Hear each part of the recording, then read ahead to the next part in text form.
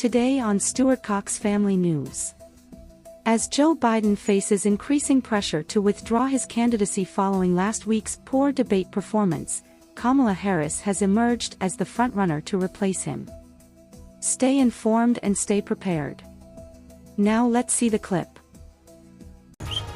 New fallout for President Biden after the debate last week. The first Democrat in Congress now calling on the president to step aside in his re-election bid.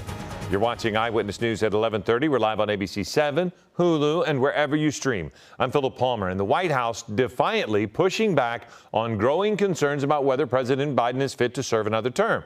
This as former President Trump gains a new legal victory, delaying sentencing in his recent criminal conviction. ABC's M. Wen breaks it all down from Washington. President Biden facing immense pressure from some Democrats, now blaming his widely panned debate performance on jet lag.